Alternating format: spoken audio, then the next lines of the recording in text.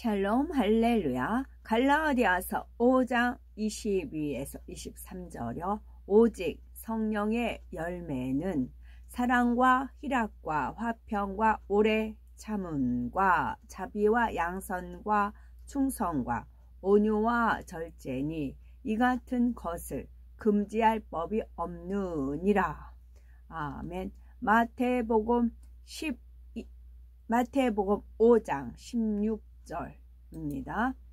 이같이 너희 빛이 사람 앞에 비추게 하여 그들로 너희 착한 행실을 보고 하늘에 계신 너희 아버지께 영광을 돌리게 하라. 아멘.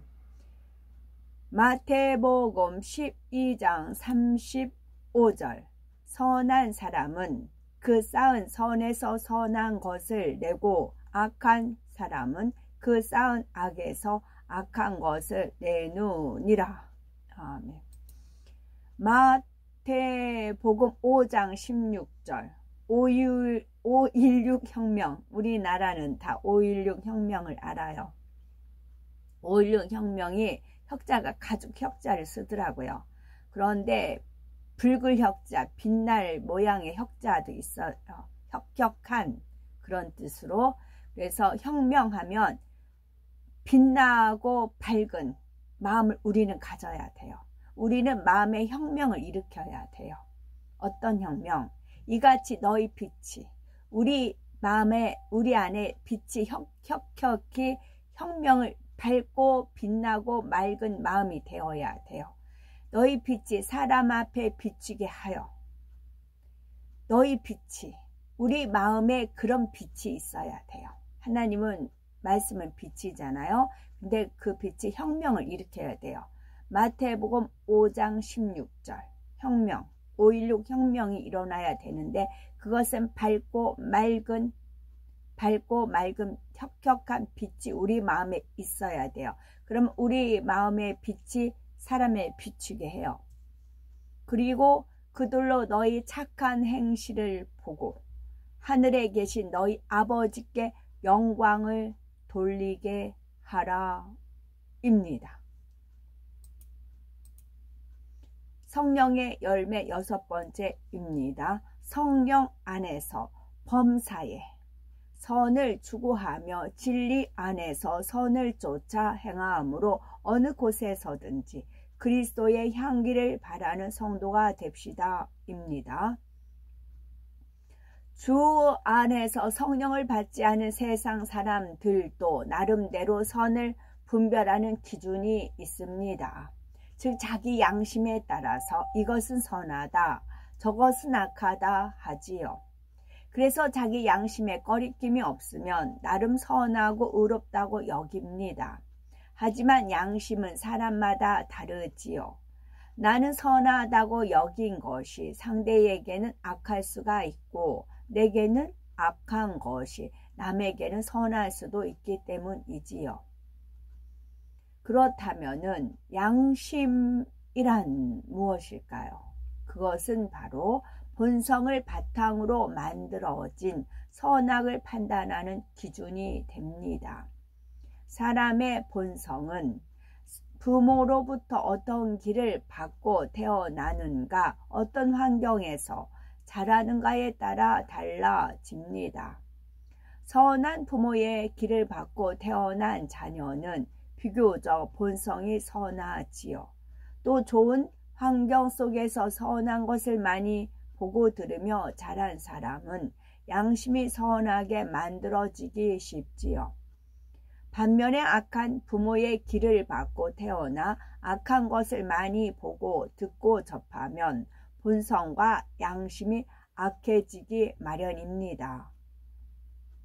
가령 정직의 중요성을 교육받고 자라는 아이는 작은 거짓말에도 양심의 가책을 느끼지요.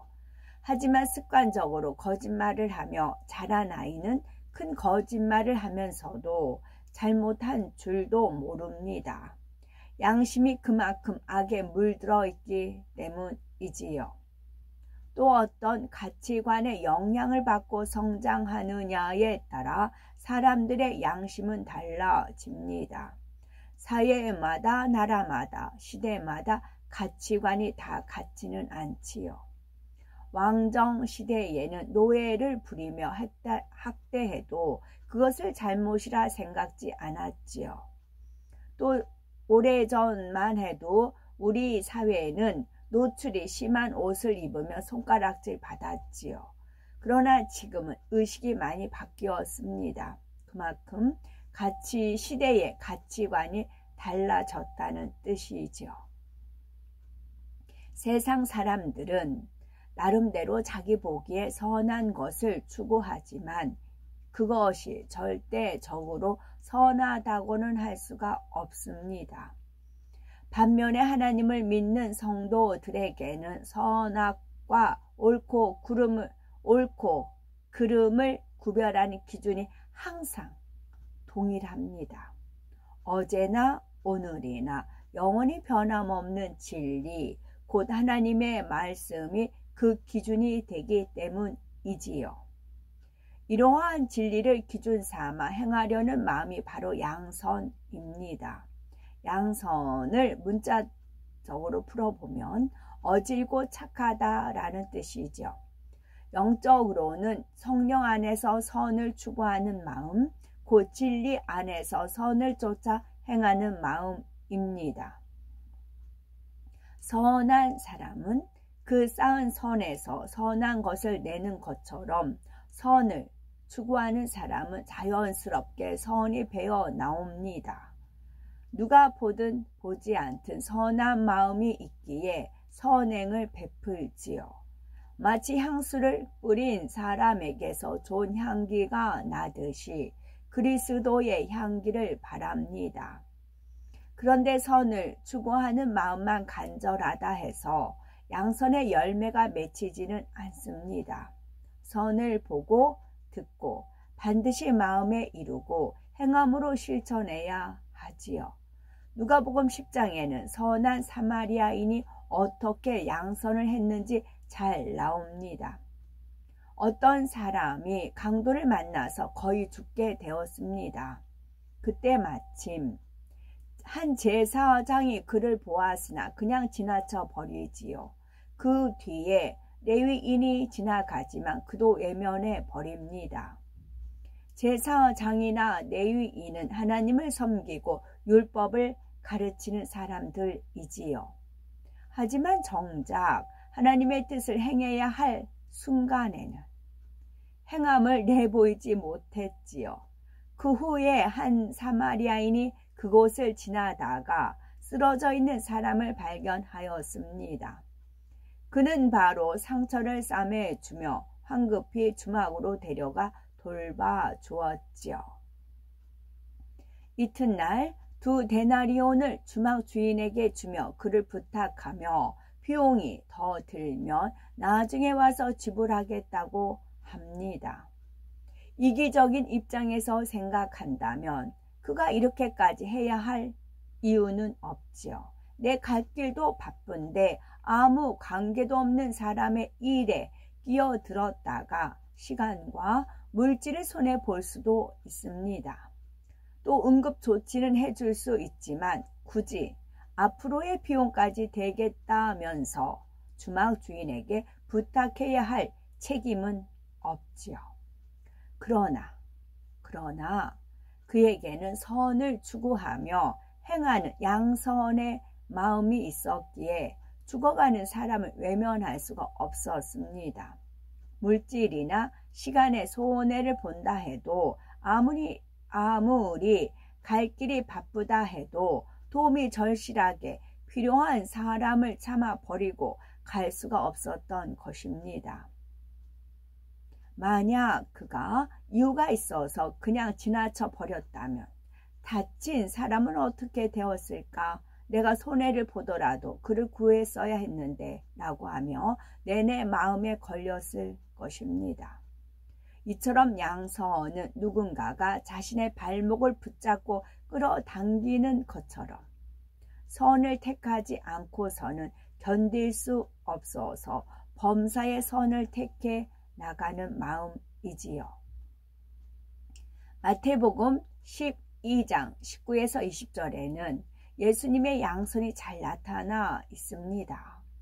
그는 다투지도 아니하며 들레지도 아니하리니 아무도 길에서 그 소리를 듣지 못하리라. 상한 갈대를 꺾지 아니하며 꺼져가는 심지를 끄지 아니하기를 심판하여 이길 때까지 하리니 말씀한 대로 양손에 열매가 가득하고 향기가 진동을 합니다.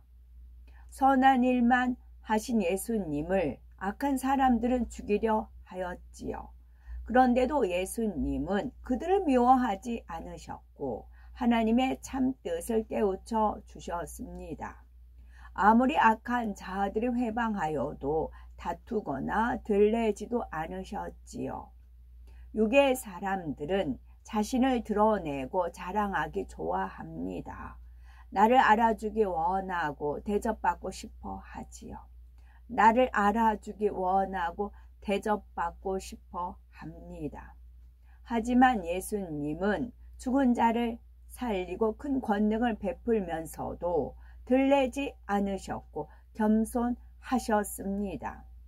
아무도 길에서 그 소리를 듣지 못할 정도로 걸음걸이, 몸가짐, 언어에도 흠이 없으셨지요. 오직 그 마음에는 지극한 선과 겸손함, 영적인 사랑만이 가득하였지요. 우리가 양손의 열매를 맺으면 예수님처럼 누구와도 걸리거나 부딪히지 않습니다. 상대의 티나 허물을 들춰내지 않지요.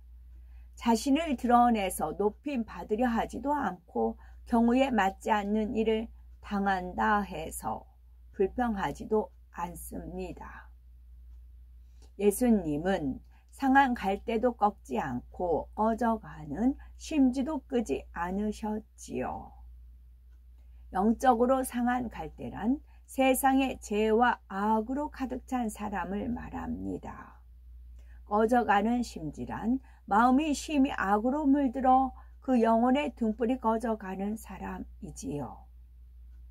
상한 갈대와 꺼져가는 심지 같은 사람들은 하나님을 믿는다 해도 그 행함을 보면 세상 사람과 다를 바 없고 오히려 성령을 거역하며 하나님을 대적하는 경우도 있습니다.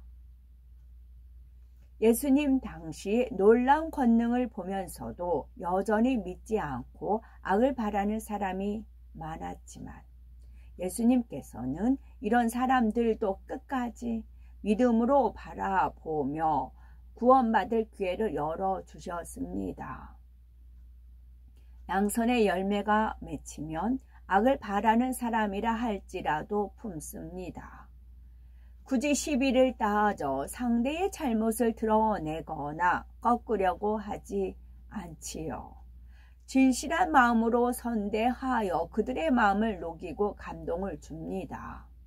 설령 사망의 길로 가는 사람이라 할지라도 여기까지만 참자 라고 한계를 두고 선을 넘는다고 해서 외면하는 것도 없습니다. 끝까지 포기하지 않고 살리고자 애쓰지요. 이것이 바로 양선의 마음입니다. 그렇다면 양선의 마음과 다른 성령의 열매와는 어떻게 구별할 수가 있을까요?